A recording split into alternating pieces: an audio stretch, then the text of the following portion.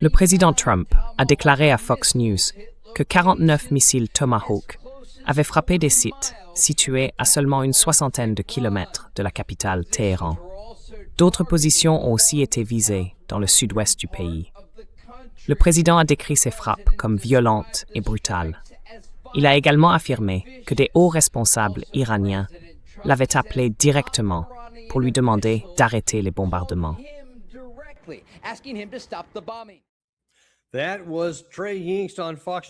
C'était Trey Hinks sur Fox News qui parlait de ce que le président Trump avait fait la nuit dernière.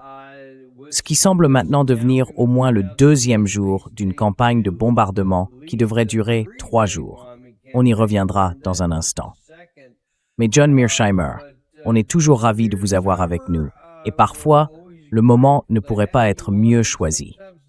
Et c'est clairement le cas aujourd'hui.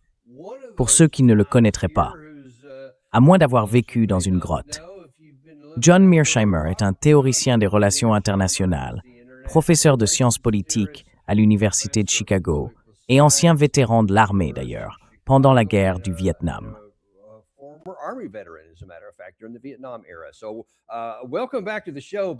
Bienvenue à nouveau dans l'émission. Mais laissez-moi vous demander votre avis sur ce qui s'est passé jusqu'à présent, jusqu'à hier soir. Apparemment, on aurait tiré une série de missiles à cause d'un soi-disant hélicoptère abattu. C'était un peu flou, mais c'est ce qu'on a dit hier. Il n'y avait pas vraiment de précédent. On a juste dit non, on va vous frapper à nouveau. Et on l'a fait. On a visé ces cibles. Qu'est-ce que vous en pensez? Et est-ce que le cessez-le-feu est maintenant officiellement mort?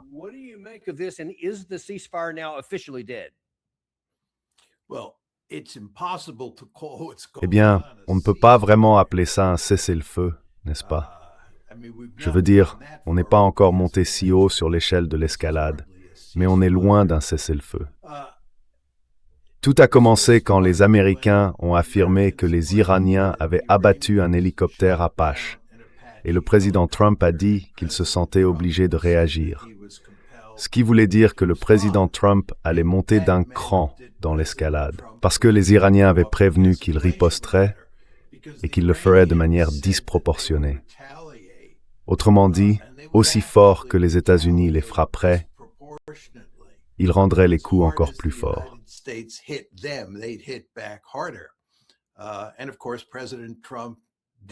Et bien sûr, le président Trump a bien attaqué l'Iran, ou du moins, il a envoyé l'armée américaine pour le faire.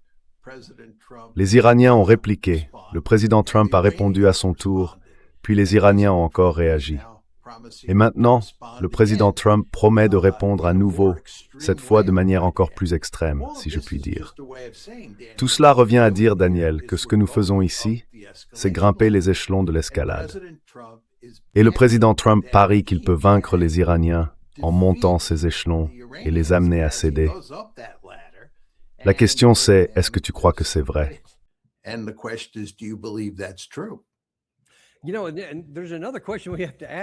Vous savez, il y a une autre question qu'on doit se poser.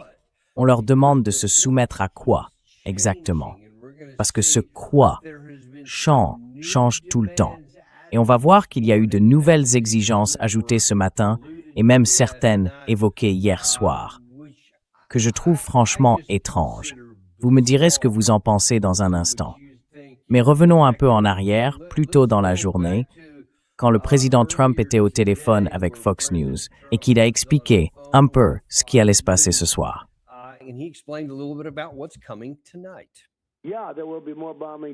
Oui, il y aura encore des bombardements ce soir. Ça va être quelque chose.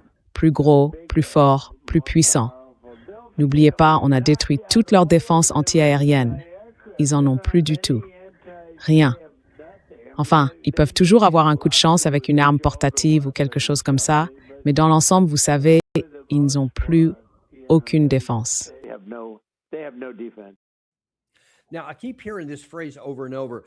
J'entends sans arrêt cette expression, faire toutes ces opérations militaires. Ce serait pour, je cite, signer l'accord. Ils répètent ça tout le temps, signer l'accord. Mais la vraie question, c'est quel accord? Parce qu'on a reçu le professeur Morandi dans cette émission, Et j'ai aussi parlé avec d'autres personnes au sein de l'administration qui disent qu'il y avait déjà une sorte d'accord sur la table auquel les deux parties avaient globalement consenti sous la forme d'un protocole d'entente. Ce n'est pas un accord de paix, soyons clairs là-dessus. C'est plutôt un accord pour lancer le processus, surtout sur la grande question du programme nucléaire et tout ce qui va avec. Mais il y a beaucoup de choses que l'Iran doit d'abord mettre en place de son côté. Donc, si c'est bien cet accord-là qu'on cherche à conclure, l'Iran était déjà prêt à le signer. Mais maintenant, les conditions semblent avoir changé. Alors, quel est exactement l'accord qu'on essaie de leur faire signer aujourd'hui?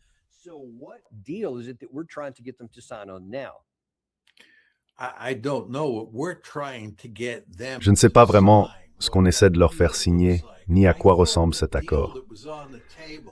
J'avais compris que l'accord sur la table, celui que les Iraniens avaient accepté, et que d'après moi l'administration Trump avait aussi accepté, portait simplement sur un cessez-le-feu, comme tu l'as dit, Danny. C'est très important de bien préciser aux téléspectateurs qu'on parle ici d'obtenir un cessez-le-feu. Ensuite, de vraies négociations commenceront sur toute une série de sujets, la question nucléaire, celle des réparations, celle du contrôle des détroits, et ainsi de suite. Donc tout ça, c'est plutôt la deuxième phase.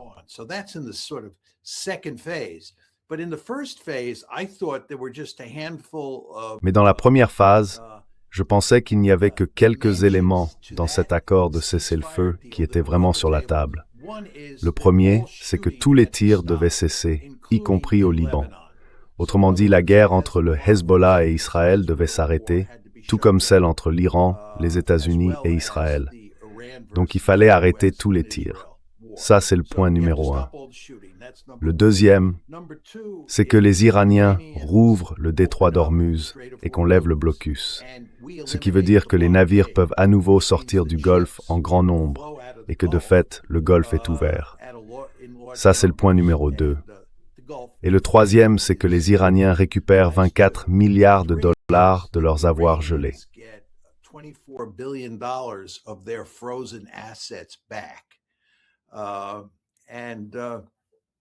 Et je pense que, vous savez, une fois que tout ça se met en place, et surtout une fois qu'on lève les sanctions sur la vente de pétrole iranien sur les marchés mondiaux, je ne parle pas de lever toutes les sanctions, seulement celles qui concernent le pétrole iranien, pour que ce pétrole puisse sortir du Golfe et arriver sur les marchés internationaux. Eh bien, une fois que vous faites ces 4 choses, vous obtenez un cessez-le-feu. Un vrai cessez-le-feu. Et pendant un moment, il semblait que les Américains et les Iraniens étaient d'accord là-dessus, qu'ils étaient simplement en train de régler les détails. Mais vu ce qui s'est passé avec l'hélicoptère Apache, et vu qu'on est maintenant en train de monter les marches de l'escalade, on pourrait penser que tout ça est parti en fumée. Je ne sais pas où tout cela va nous mener, mais je pense que c'est, autant qu'on puisse le dire de l'extérieur, la situation actuelle.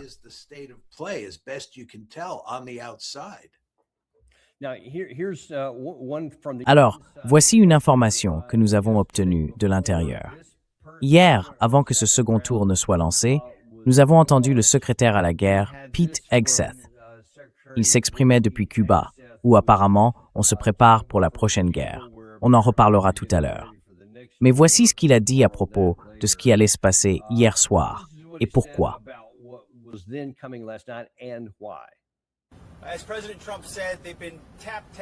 Comme l'a dit le président Trump, ils n'ont cessé de tapoter, tapoter, tapoter.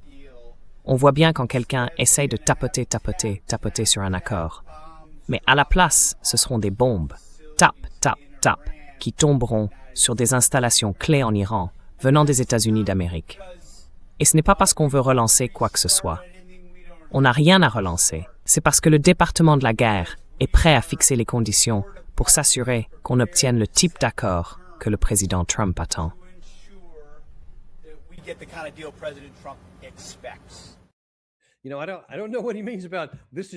Vous savez, je ne comprends pas vraiment ce qu'il veut dire quand il affirme que rien ne redémarre.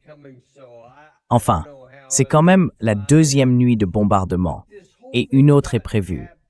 Alors je ne vois pas trop comment on peut appeler ça autrement. Et toute cette idée de tap, tap, tap, comme si on avançait doucement, ça laisse entendre que les conditions ont changé. Mais voilà ce que je peux vous dire. D'après certaines sources, en fait 2 sources distinctes, l'une du côté iranien et l'autre du côté américain, qui ont une connaissance assez directe de ce qui se passe à l'intérieur de ces négociations.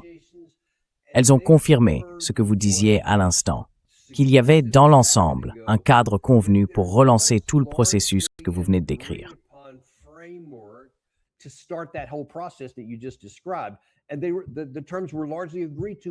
Les conditions avaient été largement acceptées par les 2 parties. Mais maintenant, il semble que c'est pas que les Iraniens nous faisaient traîner. Ce qui semble s'être passé, c'est que Trump a décidé de ne pas accepter ces conditions. Et maintenant, au lieu de simplement dire non, il veut, enfin c'est comme ça que ça en a l'air, Trump veut dire « Ah, eh bien, c'est leur faute, donc je vais les bombarder jusqu'à ce qu'ils me donnent. » Comme l'a dit le secrétaire Hegseth, les conditions que Trump peut accepter, c'est-à-dire, la seule façon dont je peux comprendre ça, c'est « Je veux une reddition sans condition ». Vous voyez ça autrement? Je ne sais pas ce que dit Hegseth, et je ne sais jamais vraiment ce que Trump veut dire, parce qu'il change sans arrêt ce qu'il dit. Peut-être qu'il ne sait même pas lui-même ce qu'il veut dire. C'est bien ça, le problème. Oui, donc c'est très difficile à comprendre. Et vous savez, ces gars-là parlent d'un accord. Mais l'accord, c'est la deuxième phase, non? Le vrai accord de paix, celui où on traite la question nucléaire, celle du contrôle du détroit, tout le paquet de sanctions et tout le reste. Tout ça, ce sera abordé une fois qu'un cessez-le-feu sera en place et qu'on pourra s'asseoir pour mener de vraies négociations. Le problème ici, c'est qu'on n'arrive même pas à obtenir un cessez-le-feu. On avait pourtant l'impression d'avoir tous les éléments pour y parvenir. On pensait que les Pakistanais travaillaient à libérer les 24 milliards de dollars d'avoirs iraniens et qu'on avait réglé ce problème. Et donc que les 4 problèmes étaient résolus.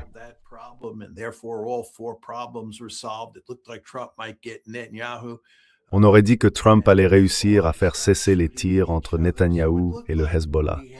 On avait donc l'impression qu'un accord était en train de se dessiner, un accord qui aurait permis un cessez-le-feu, mais pas encore un accord final.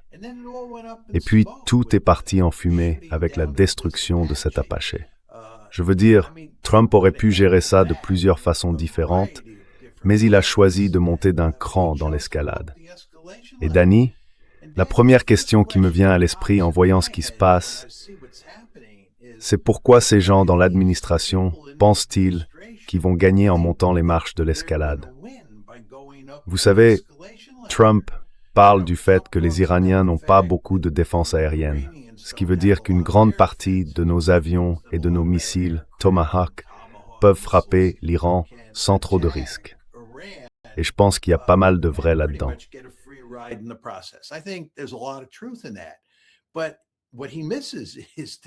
Ce qu'il ne comprend pas, c'est que l'Iran dispose d'une véritable capacité offensive, construite autour de drones et de missiles, des missiles de croisière, mais surtout des missiles balistiques. Ces missiles balistiques sont nombreux, ils sont d'une précision redoutable, et ils ont déjà infligé d'énormes dégâts aux installations militaires américaines dans la région. Et vous savez, ici, on est dans un environnement saturé de cibles. Dans un environnement où les Iraniens ont beaucoup de missiles précis, comment peut-on monter l'échelle de l'escalade et les battre? Et d'ailleurs, Trump commence maintenant à parler de prendre l'île de Karg, de s'emparer du pétrole iranien, et ainsi de suite.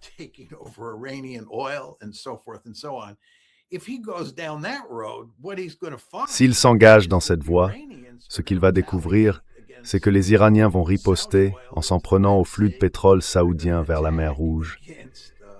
Ils vont aussi attaquer le transport de pétrole émirati qui sort de la mer d'Oman. Et tout ça ne mènera à rien de bon.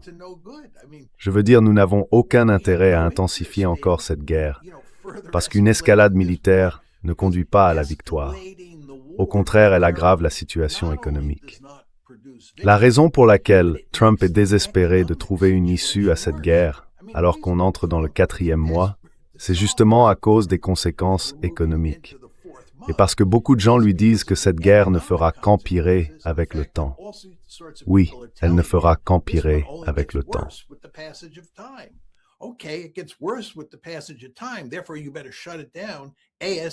Donc il vaudrait mieux tout arrêter tout de suite. Mais au lieu de ça, on monte les marches de l'escalade, dans l'illusion qu'en agissant ainsi, on gagne en pouvoir de coercition. Moi, je pense que c'est faux. Comme vous le savez, je le dis depuis longtemps. Ce qui se passe aujourd'hui, la poursuite de la guerre, son intensification, sert les intérêts de l'Iran. Je ne crois pas une seconde que la situation actuelle ne soit pas dans l'intérêt de l'Iran.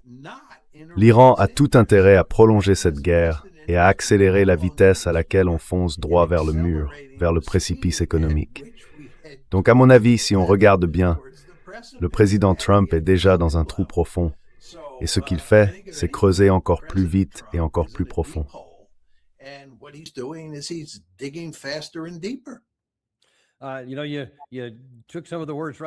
Tu sais, tu as repris exactement certains des mots que j'allais dire à propos de ces changements.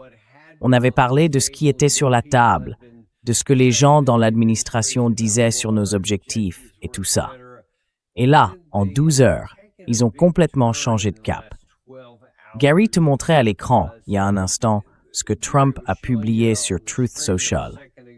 Mais avant qu'on se concentre là-dessus, laisse-moi te montrer quelque chose qui est passé hier soir sur Fox News avec le général Keith Kellogg.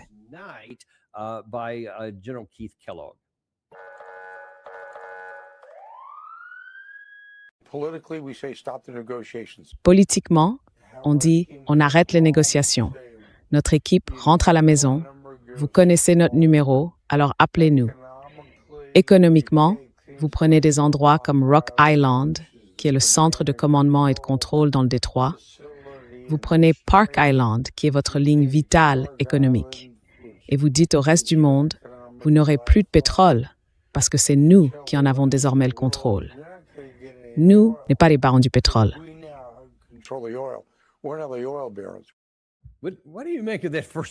Qu'est-ce que vous en pensez? D'abord, on ne veut pas seulement prendre l'île de Park ou juste la frapper. On veut prendre leur pétrole et se comporter comme des barons du pétrole. Qu'est-ce que vous pensez de ça? Parce que pour moi, c'est un peu extrême. C'est beaucoup.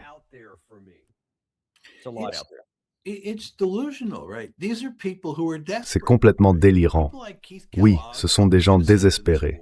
Oui, des gens comme Keith Kellogg nous ont aidés à entrer dans cette guerre. Il a toujours été un fervent partisan. Et toutes les stratégies, soi-disant viables, dont on a parlé, se sont révélées pas si viables que ça. Ces gens sont désespérés. Alors maintenant, ils parlent de prendre l'île de Karg. On en a déjà parlé une fois. Ça n'a aucun sens. L'idée qu'on va s'emparer du pétrole iranien, qu'on va contrôler le détroit, qu'on va maîtriser le flux de pétrole vers les marchés mondiaux depuis le Golfe Persique, et qu'on va ainsi avoir une sorte de levier sur des pays du monde entier comme la Chine. C'est complètement fou. Vraiment fou, oui. On n'a pas la capacité militaire de s'emparer du pétrole iranien, ni de contrôler le Golfe Persique.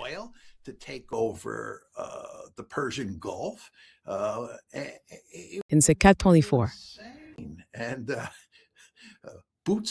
Des troupes au sol? Vraiment? On n'a tout simplement pas les forces militaires dans la région pour faire ça sur une longue période.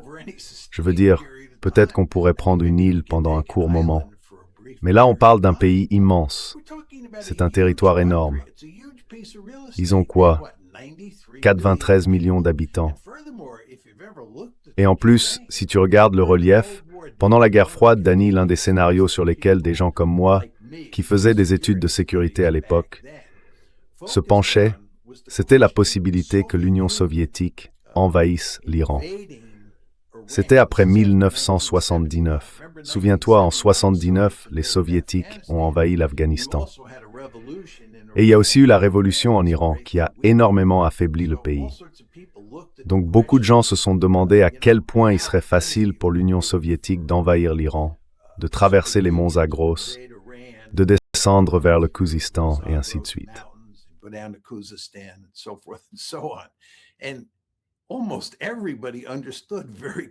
Et presque tout le monde a très vite compris que le terrain en Iran était extrêmement difficile, pour dire les choses gentiment. Ce n'est pas comme conquérir la Pologne, un pays plat, coincé entre la Russie, ou l'Union soviétique à l'époque, l'Allemagne et l'Autriche, qui a été envahi et rayé de la carte à plusieurs reprises. Là, la géographie est vraiment hostile, pour le dire encore une fois avec douceur. Et puis, nous n'avons pas beaucoup de troupes au sol. Trump ne va pas envoyer de véritables soldats sur le terrain. Donc tout ce discours sur le fait de conquérir l'Iran et de les mettre à genoux, c'est complètement fou. Et d'ailleurs, si on parle du calendrier de toute cette histoire, l'économie mondiale est en difficulté. Elle est vraiment en difficulté.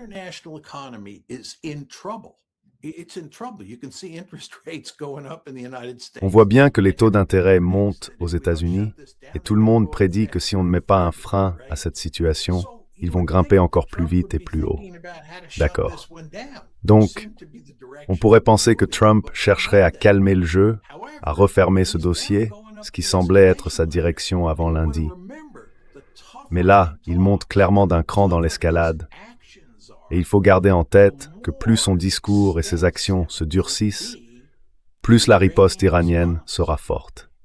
Et à mesure que les Iraniens réagiront, ils causeront de plus en plus de dégâts. Cela va perturber le flux de pétrole et d'autres produits en provenance du Golfe Persique, ce qui aggravera encore les difficultés de l'économie mondiale. Franchement, je ne vois pas en quoi cette stratégie pourrait mener à une victoire.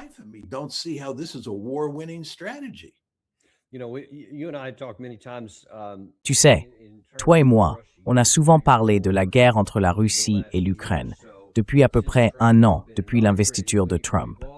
On a souvent remarqué que très souvent, ce que Trump fait ou dit dépend de la dernière personne qui lui a parlé, avant qu'il ne fasse une déclaration.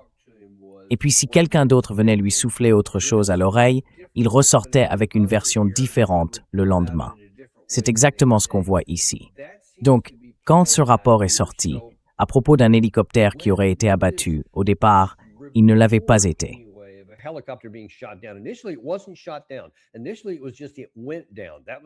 Au début, on savait juste qu'un hélicoptère s'était écrasé. Et puis, le CENTCOM ne disait rien. Donc tout ce qu'on savait, c'est qu'un hélicoptère était tombé. Le président Trump a été interrogé tout de suite après, et sa réaction a été « Ce n'est pas grave, je ne m'en fais pas ». C'est ce qu'il a dit au départ. Et puis bien sûr, on a appris plus tard que quelque chose s'était passé. Et tout à coup, c'est devenu une affaire énorme, avec l'annonce de frappes sur une 20aine de cibles. On le sait tous.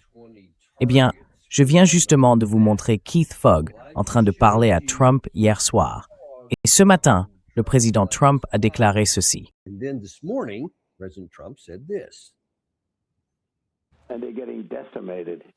Ils se font décimer, complètement décimer, et ils meurent d'envie de conclure un accord.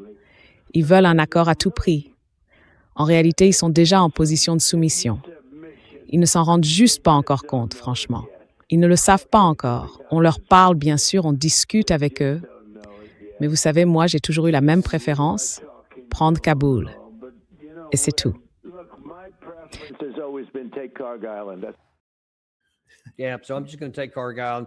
Oui. Donc, je vais juste parler de Kaboul, puis revenir à ce qu'il a posté sur Truth Social. Il ajoute aussi qu'ils vont prendre le contrôle de leurs infrastructures pétrolières et s'emparer du marché du pétrole et du gaz. C'est presque mot pour mot ce que Keith Kellogg avait dit la veille au soir. Et Trump, lui, n'avait même pas parlé de Kaboul ni du pétrole depuis des mois. Alors, qu'est-ce que vous en pensez? Parce que moi, ça m'inquiète.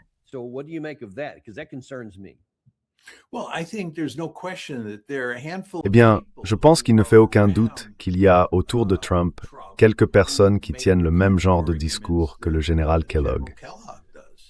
Et vous avez sans doute raison. Je n'ai pas de faits précis, mais vous avez probablement raison de dire que la dernière personne à lui parler a beaucoup d'influence. Ce qu'elle lui dit compte, de temps en temps. Et sans doute que quelqu'un comme Keith Kellogg lui a parlé en lui disant qu'on avait une sorte de formule magique. Cette formule, ce serait de prendre l'île de Karg, de contrôler le détroit, de s'emparer du pétrole iranien et d'utiliser ce levier pour mettre les Iraniens à genoux.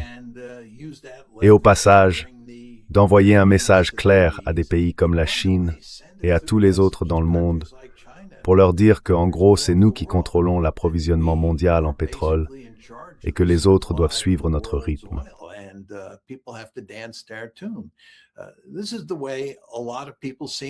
C'est comme ça que beaucoup de gens semblent penser aujourd'hui.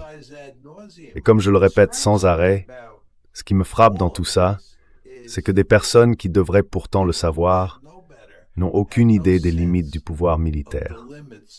Elles pensent simplement que, vous savez, les États-Unis ont une armée incroyablement puissante et qu'ils peuvent en faire à peu près ce qu'ils veulent pour obtenir ce qu'ils veulent. Or, comme vous et moi le savons très bien, oui, nous avons une puissance militaire impressionnante. Mais il y a de vraies limites à ce qu'on peut faire avec cette puissance. On l'a découvert il y a longtemps au Vietnam, on l'a découvert aussi en Afghanistan, et on est en train de le découvrir aujourd'hui en Iran. Il y a simplement des limites à ce qu'on peut faire.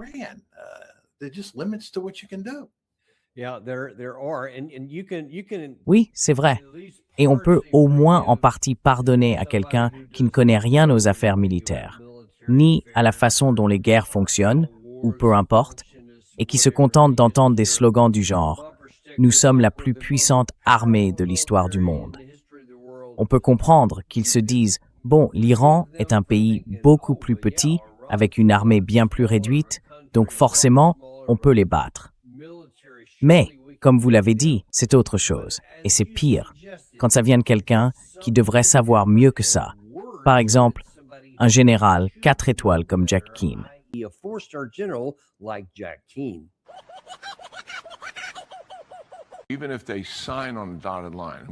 Même s'ils signent sur la ligne pointillée et qu'on obtient tout ce qu'on veut sur le papier, qu'est-ce qu'ils vont faire concrètement au moment de la mise en œuvre? Ils vont traîner et ensuite ils vont essayer de faire marche arrière. Je pense vraiment qu'on est probablement sur la voie d'un retour à des opérations de combat majeures et ça mettra le régime sur la voie de son effondrement. Et que fait-on à propos de Karbala? Le président a indiqué aujourd'hui qu'il préférerait la prendre, un peu sur le modèle vénézuélien. Si on en prenait le contrôle, ce ne serait que de façon temporaire.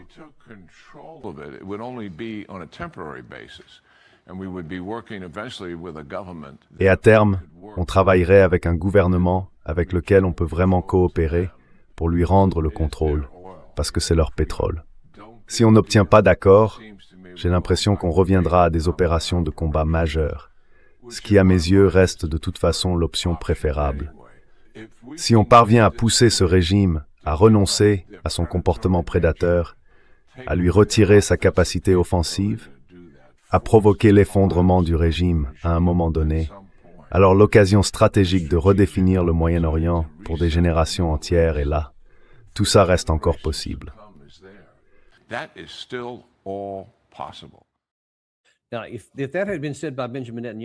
Alors, si ça avait été dit par Benjamin Netanyahou, j'aurais compris d'où ça venait, parce qu'il veut redéfinir le Moyen-Orient.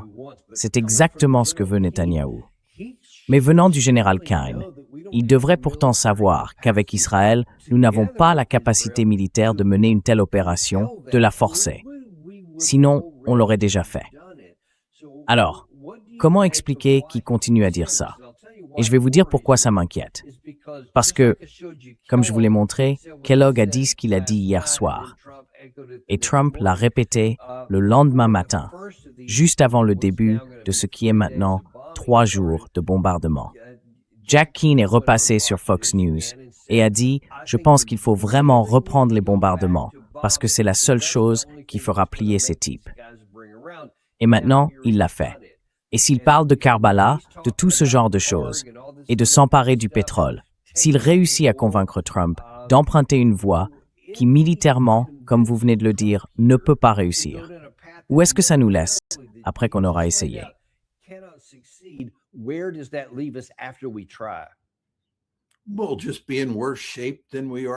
On sera juste dans une situation encore pire qu'aujourd'hui. Encore une fois, on est dans un trou profond. Et ce que fait le président Trump, qui est aux commandes, c'est qu'il creuse plus vite et plus profond. Je ne sais pas quoi dire d'autre. L'idée qu'on va amener les Iraniens à se rendre, franchement, ce n'est pas un argument sérieux. Pour eux, nous représentons une menace existentielle. Les États-Unis et Israël sont des États génocidaires qui ont l'Iran dans leur ligne de mire et veulent le détruire. Et le président Trump dit qu'ils sont prêts à se soumettre. Ils ne le savent juste pas encore. Pourquoi?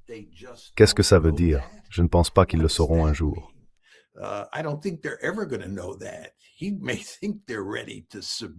Ils pensent peut-être qu'ils sont prêts à céder, mais le simple fait qu'ils ne le sachent pas montre bien qu'ils ne sont pas prêts à le faire. Et d'ailleurs, avec le général Keane, vous savez, il raconte toujours cette histoire où les Américains sont les gentils, le président Trump en particulier fait partie des gentils, et les Iraniens sont les méchants. On ne peut pas leur faire confiance pour appliquer un accord, n'est-ce pas? Eh bien, je ferai remarquer qu'on avait un accord avec les Iraniens, qu'on appelait le JCPOA, et ce n'est pas les Iraniens qui s'en sont retirés, c'est le président Trump qui a quitté l'accord. Vous pensez que les Iraniens peuvent faire confiance au président Trump? Moi non. Et je voudrais juste ajouter quelque chose là-dessus. Le 26 février, 2 jours avant la guerre, on avait aussi au moins les grandes lignes d'un accord où l'Iran était prêt à faire des choses meilleures que ce qui était prévu dans le JCPOA. Et ça aussi, on l'a laissé tomber. C'est un point important, vraiment important. Et j'aimerais ajouter quelque chose, Daniel. Avant la guerre de 12 jours, en juin dernier, on était en train de négocier et on avançait vraiment bien sur le même accord. Et puis sans prévenir, les Israéliens ont frappé l'Iran, suivi par nous. Donc toi, t'as donné un exemple, moi j'en ai donné 2. Tu crois que les Iraniens font confiance aux États-Unis? Moi, je ne pense pas qu'ils fassent confiance aux États-Unis. Tu crois que quelqu'un fait encore confiance aux États-Unis aujourd'hui? Tu crois que Vladimir Poutine fait confiance aux États-Unis? Je ne crois pas. Je pense que tout le monde sait qu'on ne peut pas faire confiance aux États-Unis et qu'on ne peut pas faire confiance à Israël non plus. Mais ce n'est pas l'histoire que raconte le général Keane. Lui, il dit exactement le contraire.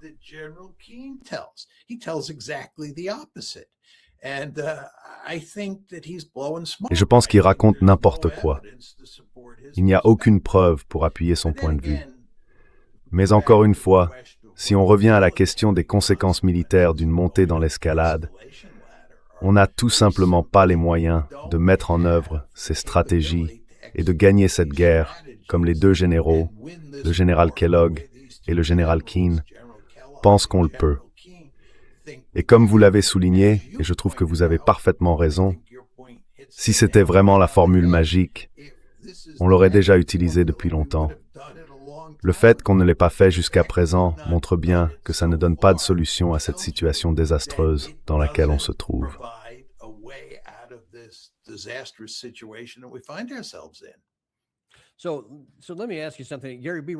Alors, laissez-moi vous poser une question. Gary, sois prêt à remettre à l'écran ce que tu avais affiché il y a une seconde. J'imagine que c'est une info de dernière minute parce que je ne l'avais pas vue tout à l'heure. La question, c'est la suivante.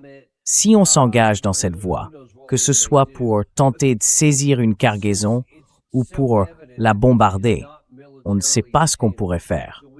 Mais puisque c'est évident que ce n'est pas militairement atteignable, on peut essayer, mais on échouera. Et alors, où cela nous mènera-t-il? Parce que si, dans nos têtes, on s'imagine que ça va pousser les Iraniens à accepter un meilleur accord, tu as Ghalibaf à l'écran, Gary. Si tu peux le remettre.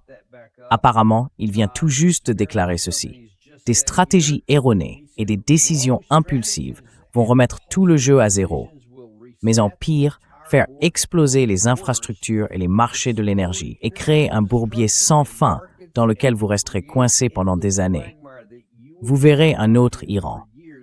Et Ghalibaf, ce n'est pas seulement le président du Parlement iranien.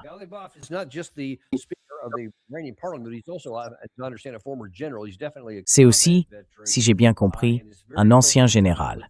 C'est clairement un vétéran de combat et il est très étroitement lié aux gardiens de la Révolution. Donc je ne prends pas ça pour du vent s'il parle d'une attaque contre l'île de Karg, parce que je suis sûr que c'est bien de ça qu'il s'agit. Tu vois, il a posté ça il y a environ 1 heure et demie sur 11 fiches de discussion. C'est ce qu'il va dire. Et ça nous mettrait dans une situation bien pire. Franchement, même avec toute la soif de guerre de Jack Keane, Keith Kellogg, Lindsey Graham, Mike Pompeo et tous les autres, ils doivent bien voir que si on s'engage sur cette voie, on n'y arrivera pas et on aggravera encore notre position. Aide-moi à comprendre l'état d'esprit de ces gens. Moi, je n'y arrive pas.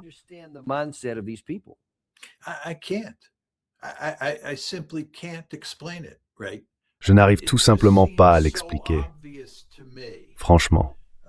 Pour moi, c'est tellement évident que des gens instruits, et surtout des personnes comme les généraux Kane et Kellogg, qui ont servi dans l'armée américaine, et plus précisément dans l'armée de terre, ont en général une vision plus réaliste des limites de la force. Contrairement à ceux de l'armée de l'air, où l'on a souvent tendance à croire que la puissance aérienne est une sorte de solution miracle. Je trouve ça fascinant. GSS ici est inexplicable. Je n'ai aucune idée de ce que ces gens ont en tête.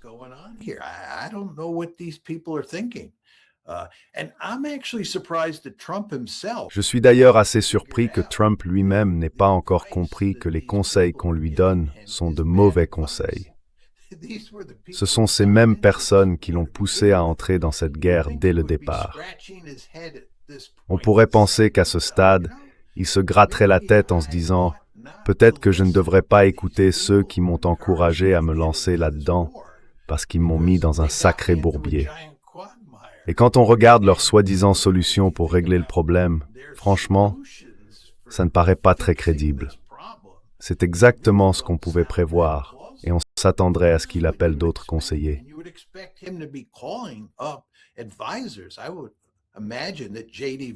J'imagine que J.D. Vance, qui est un homme intelligent, quoi qu'on pense de ses positions politiques, a compris la même chose que vous et moi, et que Trump compterait beaucoup sur quelqu'un comme Vance, qui, encore une fois, à mon avis, comprend tout ça, mais qui, vous savez, répète un peu les mots de Pete Hegseth, et écoute ces deux généraux, ainsi que Lindsey Graham.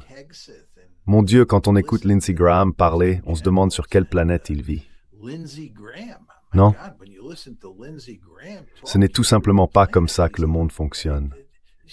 Et comme je l'ai souvent dit, à ce stade, avec toutes les aventures dans lesquelles on s'est lancé, on a des preuves accablantes que leurs idées donnent rarement des résultats. On dirait que chaque guerre dans laquelle on s'engage, on la perd.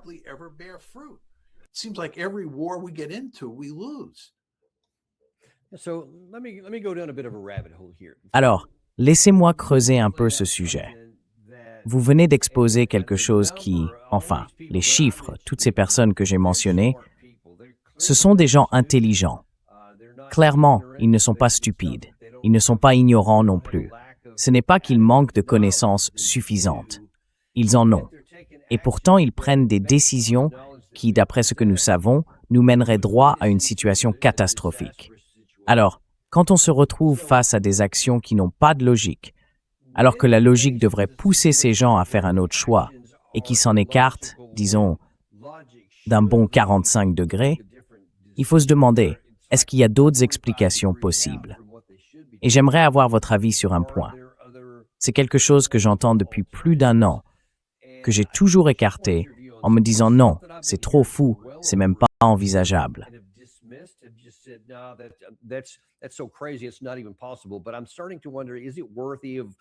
Mais je commence à me demander, est-ce que ça vaudrait au moins la peine d'être exploré?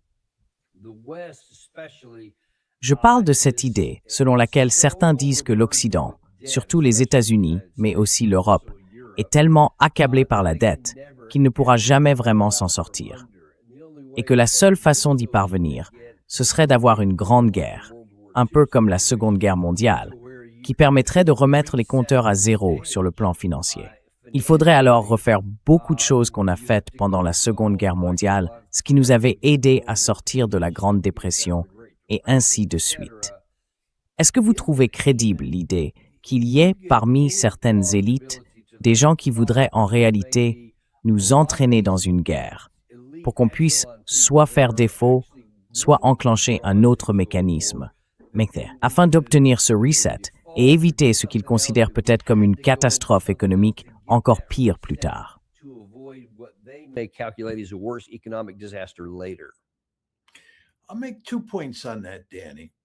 Je vais faire 2 remarques là-dessus, Danny.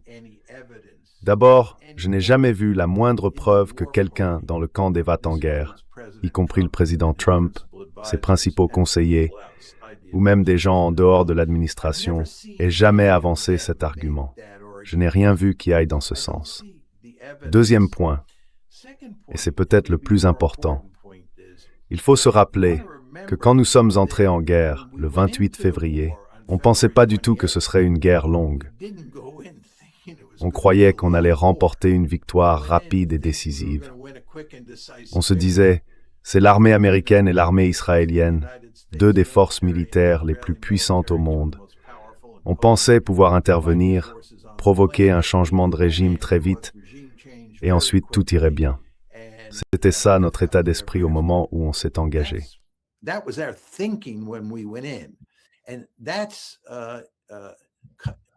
Et ça contredit l'argument que vous avanciez selon lequel nous voulions une guerre longue. Maintenant, on peut dire qu'une fois qu'on n'a pas remporté une victoire rapide et décisive, et qu'il est devenu clair qu'on était dans une guerre d'usure, certaines personnes ont commencé à l'accepter pour les raisons que vous avez évoquées.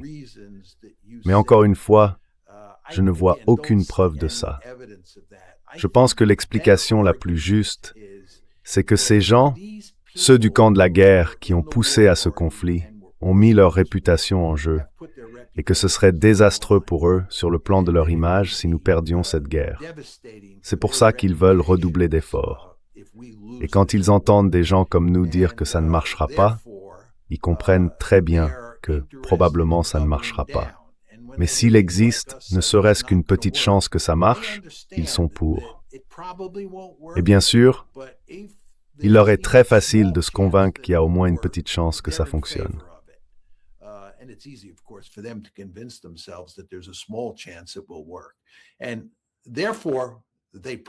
Et donc, ils continuent en pensant que d'une façon ou d'une autre, il y aura un miracle, et qu'au final, nous gagnerons la guerre.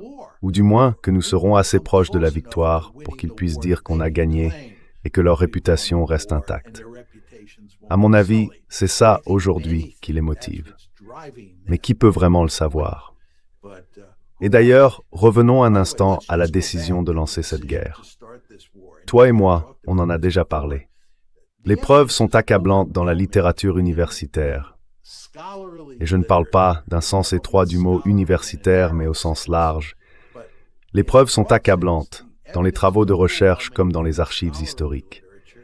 Un changement de régime obtenu uniquement par la puissance aérienne, ça n'arrive jamais.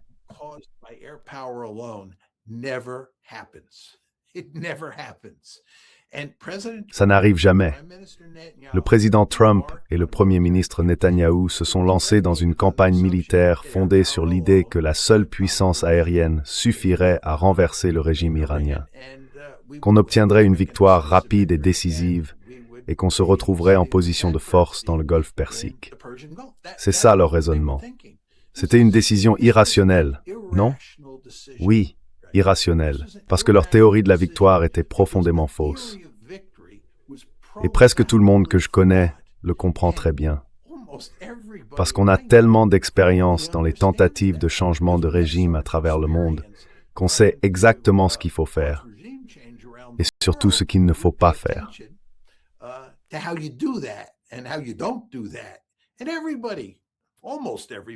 Et tout le monde, ou presque, sait qu'on ne peut pas gagner uniquement avec la puissance aérienne. Et pourtant, Trump et Netanyahou, pour une raison ou une autre, ont cru qu'ils pouvaient y arriver comme ça. C'était une décision irrationnelle. Il n'y a aucune théorie rationnelle de la victoire ici. Mais est-ce qu'on doit vraiment être surpris que les mêmes personnes qui nous ont entraînés dans cette guerre avec une stratégie complètement bancale continuent maintenant à en proposer d'autres, tout aussi bancales? Franchement, non. On devrait s'y attendre. C'est typique de ce qu'on obtient de l'élite américaine. Pensez à la guerre en Irak, en mars 2003. Pensez à la décision de rester en Afghanistan après avoir renversé les talibans, encore et encore. Sans fin. Franchement, c'est difficile de comprendre ce que ces gens ont en tête.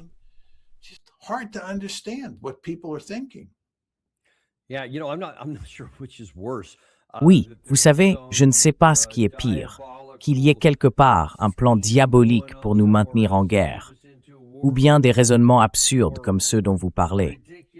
Parce qu'au moins, dans le premier cas, il y a peut-être une stratégie, un plan. Dans l'autre, on avance à l'aveugle, sans savoir où on va. Et dans les deux cas, c'est mauvais, mais franchement, il y a quelque chose qui tourne vraiment pas rond. Je veux juste intervenir sur un point. Vous avez parlé tout à l'heure de l'importance de voix comme celle de cette chaîne, des chaînes où vous intervenez, des déclarations que vous faites et de tout ce genre de choses.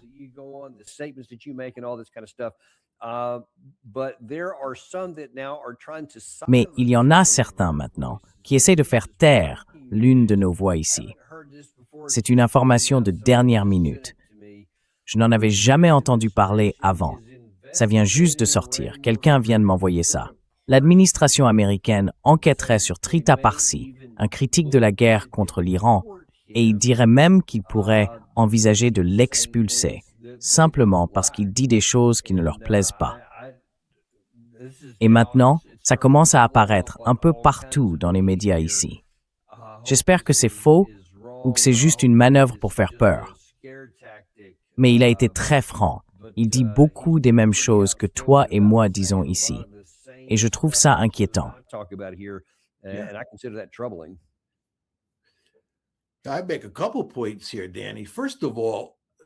Je vais dire deux choses, Danny. D'abord, Trita dit en gros la même chose que toi et moi, non? Sur ces sujets-là, on est pratiquement interchangeables, tous les trois. Et le fait qu'ils envisagent de l'expulser, si c'est vrai, c'est terrifiant. C'est ignoble. Franchement, où en est arrivé ce pays? Trita Parsi est un Américain loyal. C'est complètement insensé. L'idée qu'on puisse expulser quelqu'un simplement parce qu'il dit des choses sur la guerre en Iran qui ne leur plaisent pas, ce n'est pas comme s'il faisait la propagande de l'Iran ou qu'il leur transmettait des informations confidentielles ou quoi que ce soit de ce genre.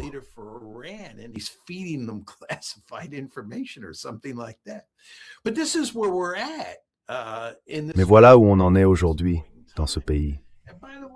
Et d'ailleurs, ce qui est le plus troublant ici, c'est que le président Trump et les républicains ont fait campagne en disant que la gauche, le Parti démocrate et les gens situés à gauche de l'échiquier politique essayaient de faire taire la liberté d'expression. Et c'est vrai qu'il y a eu certains cas où c'était effectivement le cas. Mais ensuite, le président Trump arrive au pouvoir, les républicains contrôlent à la fois la Chambre et le Sénat. Et franchement, si vous voulez mon avis, ils sont bien pires que ne l'étaient les démocrates.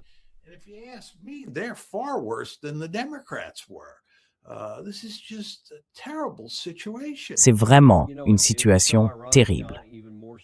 Tu sais, c'est tellement ironique, John, surtout quand je repense à ce que le président Trump avait dit dans son discours d'investiture.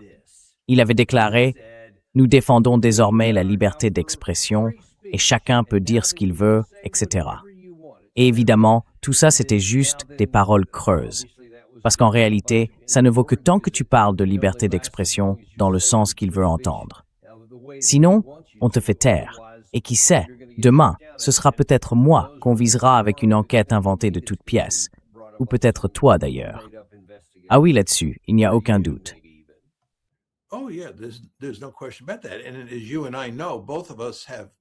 Et comme toi et moi le savons, on a tous les deux subi des conséquences professionnelles. Pas énormes, mais quand même un peu, à cause de nos opinions. Et je trouve ça vraiment choquant. Toi et moi, deux types qui ont servi dans l'armée américaine, non? Et là, on nous punit en gros pour avoir dit des choses qu'on croit profondément être dans l'intérêt national des États-Unis. C'est fou. Nous, les partisans du America First, toi et moi, on se soucie du pays. On veut que les États-Unis fassent de bonnes choses. Et ce qu'on critique quand on écoute des gens comme les généraux Keane et Kellogg, et ce qu'on défend, tout ça vise à faire du bien aux États-Unis et même à faire du bien au peuple ukrainien, si on veut parler de la guerre en Ukraine et même de la guerre en Iran.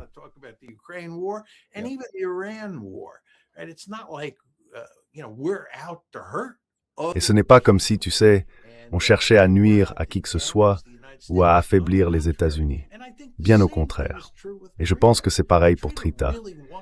Trita veut vraiment mettre fin à la guerre avec l'Iran, et il y tient énormément. Il est profondément engagé à essayer d'influencer le débat public, mais aussi le débat au sein de l'administration, pour aller vers un cessez-le-feu puis vers un accord. Il veut vraiment un accord.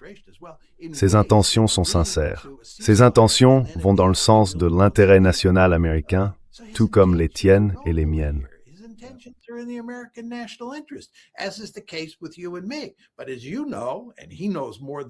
Mais comme vous le savez, et apparemment il en sait plus que nous maintenant, j'espère que ça ne se confirmera pas. Si vous dites des choses que l'administration actuelle n'aime pas, ou même les précédentes, vous êtes sanctionné. Vous en payez le prix sur le plan professionnel. C'est une situation terrible. Et d'ailleurs, pour revenir à la question de savoir pourquoi on est dans une telle impasse aujourd'hui, quelle en est la cause? Eh bien, ça fait partie du problème. Quand on n'a pas de débat ouvert et qu'on punit ceux avec qui on n'est pas d'accord, on se prépare, comme on disait quand j'étais gamin, à se prendre un bon retour de bâton.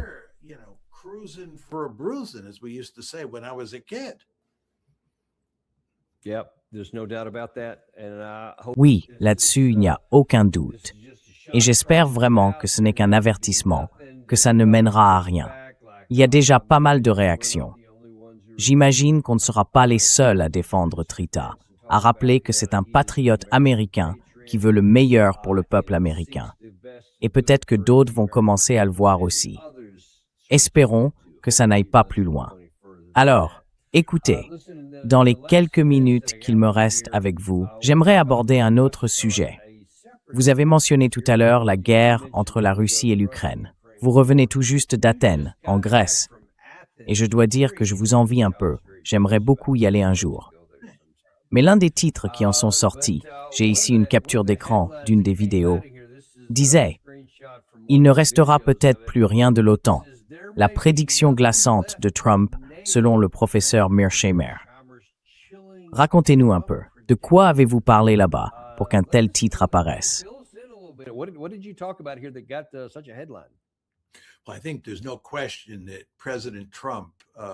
Je pense qu'il ne fait aucun doute que le président Trump n'a que très peu d'estime pour les Européens en général et qu'il n'en a pas beaucoup plus pour l'Alliance atlantique. Il a causé d'énormes dégâts aux relations transatlantiques et il a aussi sérieusement affaibli l'OTAN elle-même. Et si on y réfléchit, il lui reste encore plus de 2 ans et demi de mandat, donc il va être là encore un bon moment. Il n'y a aucune raison de penser que son attitude envers l'OTAN va changer de manière significative.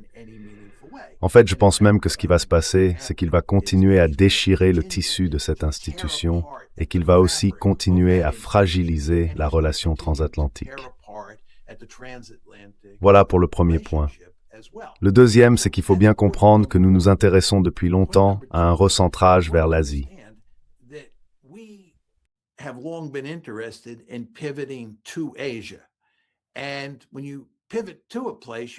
Et quand on décide de se réorienter vers une région, forcément, on s'éloigne d'une autre.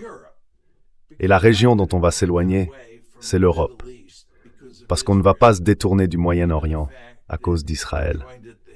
Étant donné à quel point nous sommes liés à Israël et vu la puissance incroyable du lobby israélien aux États-Unis, il est clair qu'on ne quittera pas le Moyen-Orient de manière significative. On restera étroitement lié à Israël. Et en même temps, comme je l'ai dit, notre objectif, c'est de contenir la Chine en Asie de l'Est. Donc il va falloir établir des priorités. Et quand on le fera, l'Europe sera en 3e position sur notre liste. Concrètement, ça veut dire qu'on va réduire fortement notre présence militaire en Europe. Cela concerne nos forces conventionnelles.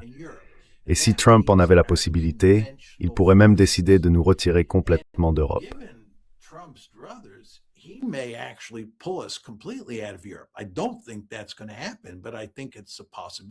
Je ne pense pas que ça va arriver, mais c'est une possibilité.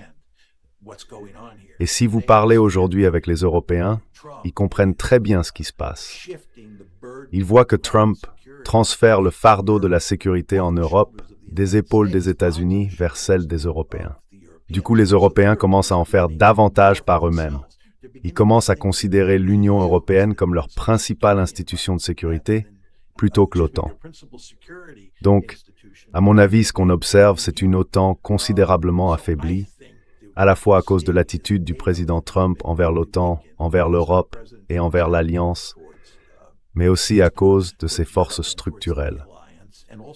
Et je ne serais pas surpris que quand Trump quittera ses fonctions en janvier 2029, l'Alliance ne soit plus qu'un nom, sans réelle substance.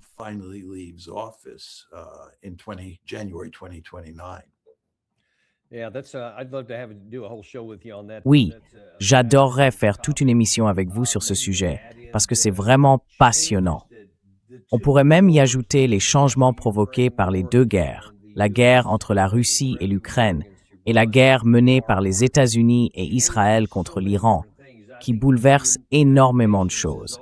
Je pense que les Nations Unies deviennent de plus en plus une coquille vide, un simple forum de blabla sans véritable action. Rien à voir avec ce pourquoi elles avaient été créées à l'origine.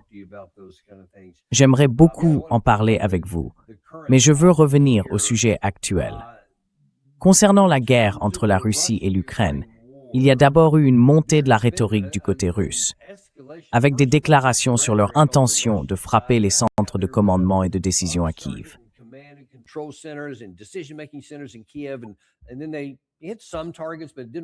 Et puis, ils ont touché quelques cibles, mais ça n'est pas vraiment allé beaucoup plus loin que ça.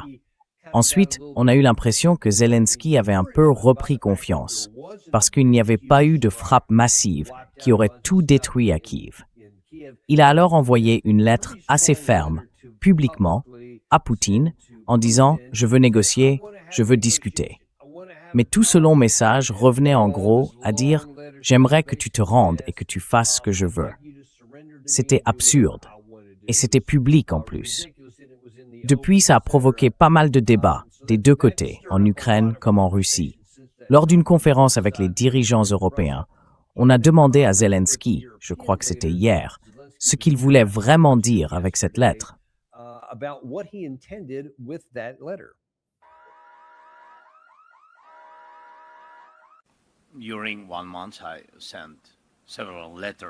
Pendant un mois, j'ai envoyé plusieurs lettres avec des objectifs différents à différentes institutions.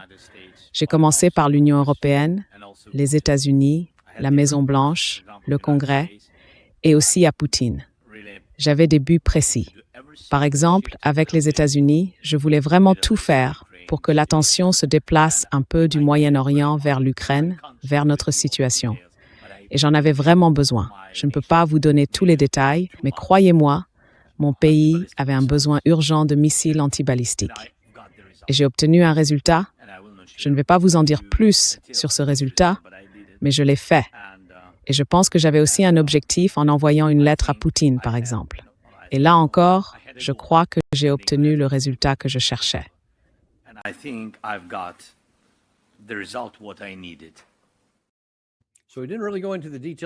Donc, il n'est pas vraiment entré dans les détails de ce qu'il pensait de ce résultat. Mais qu'est-ce que vous en pensez, vous? Parce qu'on a l'impression qu'il dit lui-même « J'essayais juste de manipuler tout le monde, en Europe et aux États-Unis, pour obtenir davantage de missiles antiaériens, ce qu'il affirme avoir réussi, et que j'avais un objectif précis avec Poutine. » Que pensez-vous de ces deux affirmations?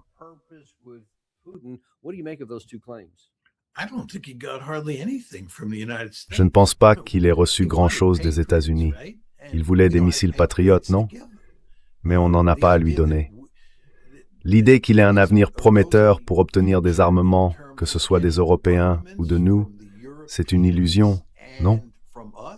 Les États-Unis ne sont pas en position de lui fournir beaucoup d'armes. On a déjà utilisé une grande partie de notre armement précieux dans la guerre au Moyen-Orient.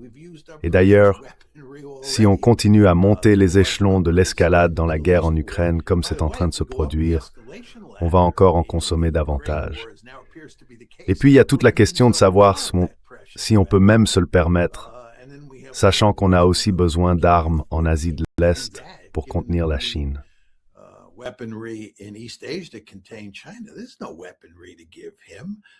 Il n'y a plus d'armes à lui fournir. Il fait donc face à un avenir très sombre avec les États-Unis.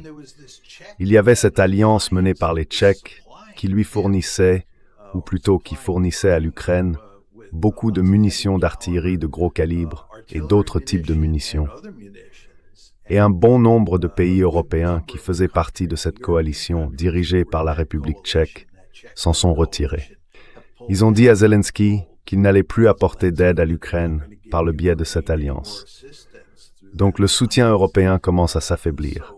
Quant au soutien américain, il s'est pratiquement tari.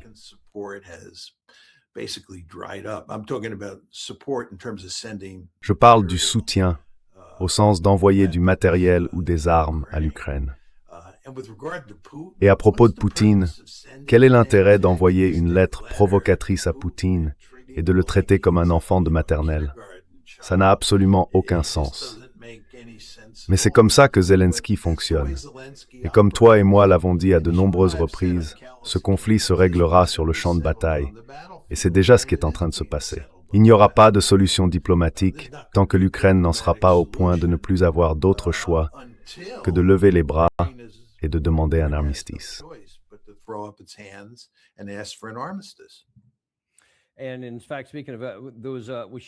Et d'ailleurs, à ce sujet, on a montré il y a quelques jours la réaction de Poutine lui-même, filmée, où on le voit regarder ça avec mépris, voire un peu de colère. Il disait en gros, ce geste grossier, ça ne nous fera rien faire. Et puis Lavrov est aussi intervenu en disant, oui, exactement ce que vous venez de dire, tout ça se réglera sur le plan militaire. Et c'est comme ça que ça va se passer, puisque apparemment, personne ne veut discuter avec nous. C'est ce qu'a déclaré Nebenzia, l'ambassadeur russe auprès des Nations Unies.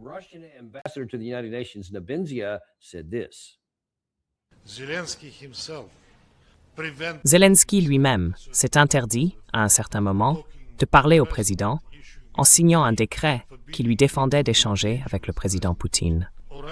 Très bien, s'il veut discuter, nous n'avons jamais refusé.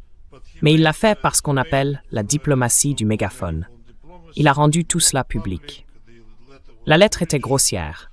Si on veut parler, même quand on s'est soi-même interdit de le faire, on le fait discrètement, par des canaux indirects, pour que les choses puissent s'organiser correctement. Mais la manière dont il s'y est pris, évidemment, nous empêche d'engager des discussions dans les conditions qu'il impose.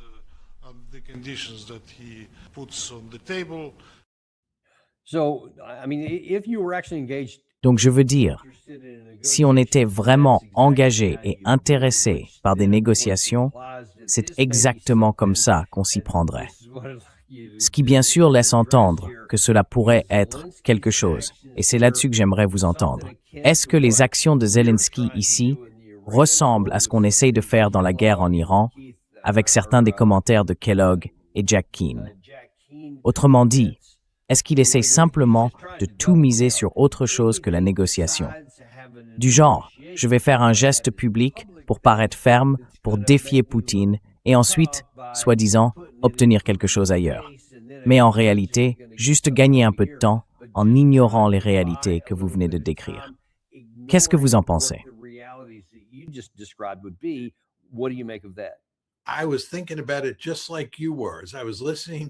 Je pensais exactement comme toi.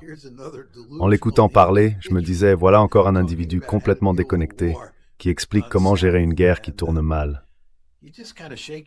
On ne peut cocher la tête et se demander...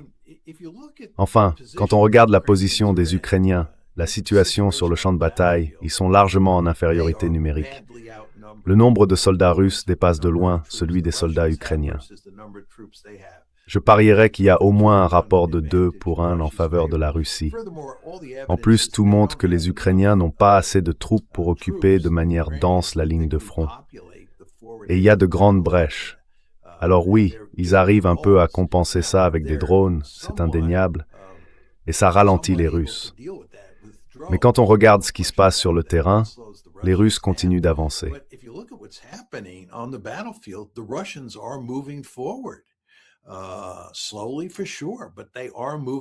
Doucement, mais sûrement, ils avancent. Et l'armée ukrainienne montre toutes sortes de signes qu'elle est en grande difficulté. Il suffit de regarder le nombre de soldats portés disparus, le nombre de déserteurs, et ainsi de suite.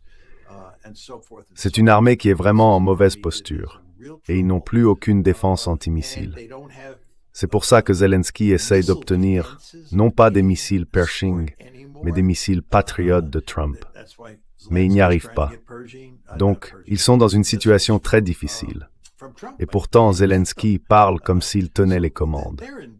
Vous savez, on entend tout ce discours en Occident, selon lequel l'Ukraine aurait renversé la situation sur le champ de bataille, que les Russes seraient sur la défensive et qu'ils subiraient d'énormes pertes, que Poutine ne serait plus populaire et que toutes sortes de gens voudraient s'en débarrasser.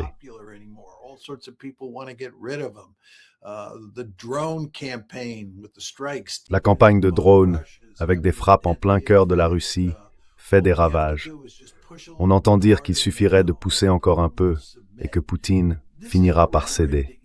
C'est le genre de discours qu'on entend souvent en Occident. Moi, je lis certains de ces articles écrits par des gens très en vue qui décrivent la situation en Ukraine.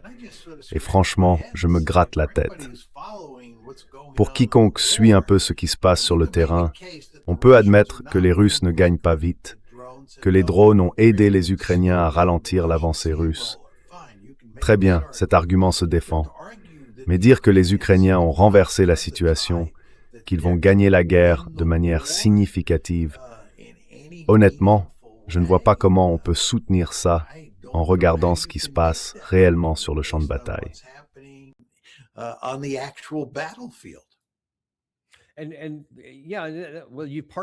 Oui, enfin, vous avez déjà en partie répondu à la question que j'allais poser, mais je vais quand même poser le reste.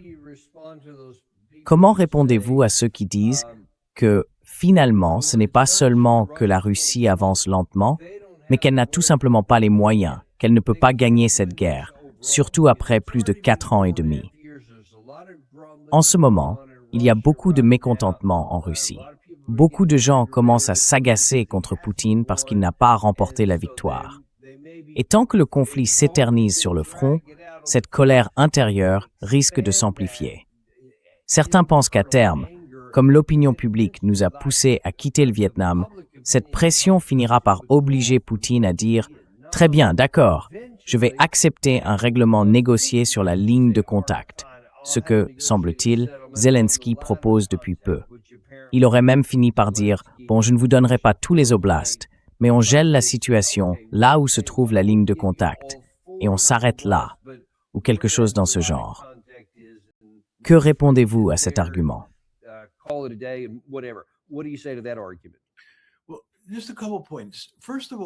Bon, juste quelques points. D'abord, il faut bien comprendre que les Russes ne recrutent pas de force pour envoyer des gens en Ukraine. C'est une armée entièrement composée de volontaires qui mènent les combats là-bas.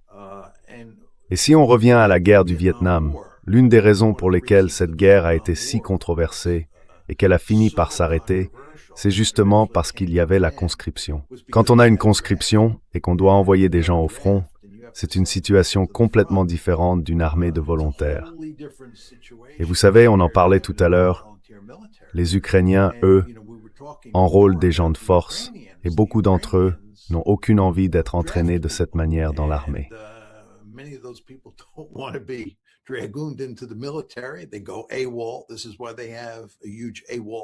Ils désertent. C'est pour ça qu'ils ont un énorme problème de désertion. Et ils ont aussi un problème avec les insoumis à la conscription. Les Russes, eux, n'ont pas ce problème. Donc même s'il y a du mécontentement à l'intérieur de la mer Russie, le fait est que quand on se bat avec une armée entièrement composée de volontaires, on peut se permettre beaucoup de choses. En plus, il faut bien comprendre que si les Russes avancent lentement, ce n'est pas seulement à cause des drones. C'est aussi parce qu'ils n'ont pas voulu adopter une stratégie tactique. Enfin, pour le dire autrement, ils n'ont pas voulu employer des tactiques qui impliquent des attaques frontales contre des positions fortifiées, où les troupes d'assaut se feraient littéralement décimer, vous voyez. where the attacking forces get mowed down, right? Sometimes people will describe the Russians. Parfois, on entend dire que les Russes mènent des attaques frontales en vagues successives. Vous savez ce qu'on appelait autrefois des attaques de broyeuses à viande. Oui, ces fameuses attaques de broyeuses à viande. Exactement, Danny. Bon, eh bien, ils ne font plus ça.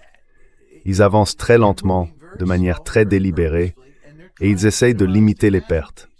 Ils savent parfaitement à quel point c'est mortel sur la ligne de front, tout comme les Ukrainiens d'ailleurs. Quand on se retrouve sur la ligne de front en Ukraine, il ne faut que quelques secondes pour comprendre que survivre n'a rien d'évident. Il faut vite trouver des tactiques qui augmentent vos chances de rester en vie. Et les Russes, bien sûr, l'ont fait.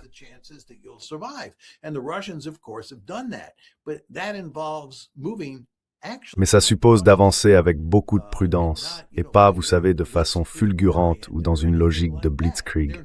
Les Russes ne sont pas audacieux, ni sur le plan tactique, ni même sur le plan stratégique. Et ça veut dire que les pertes ne sont pas très élevées. Je pense qu'ils avancent plus lentement pour conquérir du territoire que d'autres l'auraient fait. Mais malgré tout, ils réussissent à limiter les pertes, et c'est vrai. Et puis, leur armée est entièrement composée de volontaires. Ils reprennent progressivement le contrôle du territoire dans les 4 oblasts qu'ils disent vouloir. Ils contrôlent tout le territoire de Luhansk, et je crois, si je ne me trompe pas, la majeure partie de Donetsk. Oui, ils contrôlent tout Luhansk. Très bien.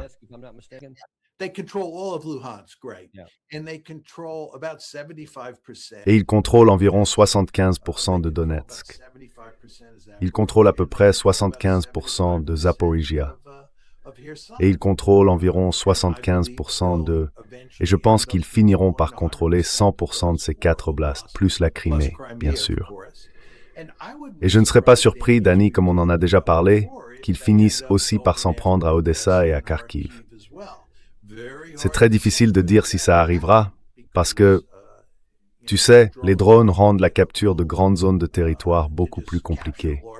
Mais malgré tout, ils pourraient bien finir par prendre aussi ces 2 oblasts.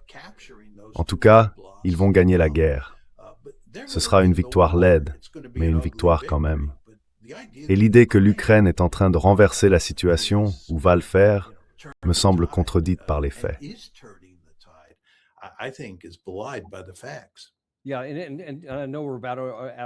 Oui, je sais qu'on arrive à la fin.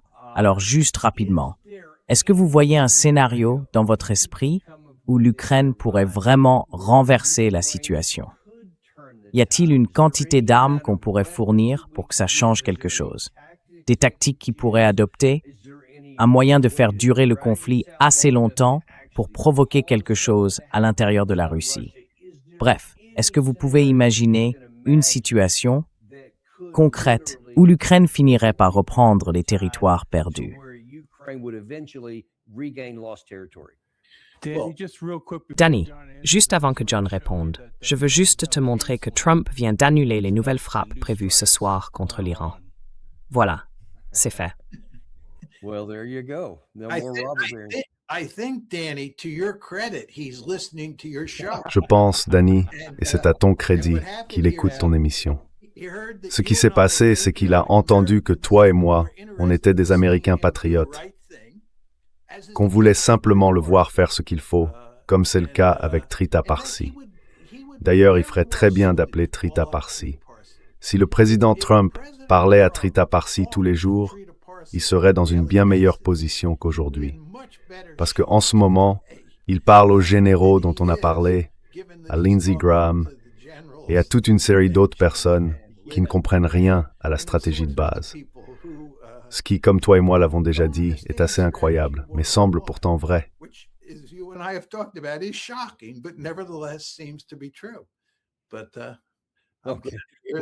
Mais voyons un peu ce qu'il dit là. D'après ce qu'on comprend, les discussions avec la République islamique d'Iran ont été portées au plus haut niveau, vraiment au plus haut niveau. Il dit qu'il approuve que les États-Unis d'Amérique annulent les frappes et les bombardements prévus contre l'Iran ce soir. Les discussions et les points finaux ont été, sur le fond comme dans le détail, approuvés par toutes les parties, y compris les États-Unis, Israël, l'Arabie saoudite et plusieurs autres pays. Le blocus naval, lui, restera pleinement en vigueur, en fait, jusqu'à ce que cette transaction soit finalisée. L'heure et le lieu seront annoncés sous peu. Bon, c'est presque mot pour mot ce qu'il avait publié il y a 10 ou 12 jours. Donc, honnêtement, je n'y accorde absolument aucun crédit. Mais je ne sais pas, on verra bien. Tant que ça a permis d'arrêter les bombardements ce soir, il y a peut-être autre chose qui se joue en coulisses. Qu'en pensez-vous? On a un peu l'impression d'être à Coney Island, sur les montagnes russes. Feels like we're at Coney Island on the roller coaster. Right. You just Oui, on ne sait jamais. Mais tu vois, je veux juste dire une chose, Danny. Je pense qu'il ne faut jamais perdre de vue que l'élément le plus important dans toute cette histoire, c'est l'économie internationale. Il suffit de regarder ce qui s'est passé avec l'inflation, les taux d'intérêt, le prix de l'essence et tout le reste. Les incitations pour le président Trump à mettre fin à cette crise rapidement sont énormes, vraiment énormes. Ce serait complètement insensé de sa part de monter encore d'un cran dans l'escalade, surtout s'il essayait de prendre l'île de Karg et de contrôler le pétrole iranien. Ce serait une erreur vraiment stupide. Donc je pense qu'à un moment donné, il va devoir renoncer à l'approche militaire pour gérer ce problème, chercher à obtenir un cessez-le-feu, puis essayer de rétablir un minimum de confiance avec les Iraniens, autant que possible, et ensuite voir s'il peut conclure un accord, si c'est faisable. Je ne suis pas sûr que ce soit possible d'ailleurs, vu le manque total de confiance et vu à quel point il est mauvais négociateur. What a terrible deal maker he is. But I hope We had Robert Barnes on. On a reçu Robert Barnes dans l'émission hier, et il a dit qu'il faudrait renommer tout ça. Maintenant, pour le président Trump, c'est plutôt l'art du non-accord, comparé à ce que c'était avant. Et franchement, je trouve que c'est une description assez juste. Oui. But anyway, I think Oui, mais bon, je pense que tu vois, quelqu'un a dû lui rappeler les bases, les réalités de la vie ici. En gros, pense à l'économie, président Trump, et ça te fera réfléchir. Tu comprendras vite qu'il faut arrêter tout ça. Il faut obtenir un cessez-le-feu. Et d'ailleurs, Danny, si on obtient ce cessez-le-feu, comme on en parlait tout à l'heure, sur ce à quoi il pourrait ressembler, eh bien le détroit rouvre, le pétrole iranien recommence à couler, non? Et là, on fait déjà un grand pas vers la résolution du problème économique. Mais on va quand même en payer le prix, un vrai prix.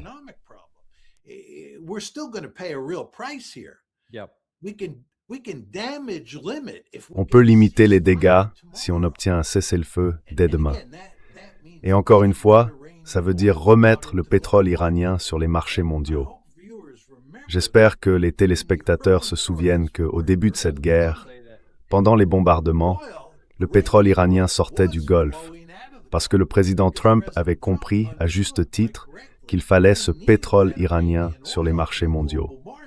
Et bien sûr, c'est toujours le cas. Mais si on pouvait vraiment rouvrir le détroit de manière significative et surtout ne pas, vous savez, fermer le détroit de Bab el-Mandeb à la sortie de la mer Rouge, garder celui-là ouvert aussi. Là, on ferait déjà un grand pas pour limiter les dégâts. Oui, exactement.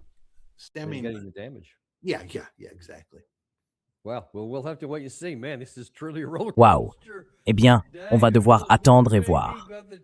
Franchement, c'est une journée complètement folle, des hauts et des bas sans arrêt.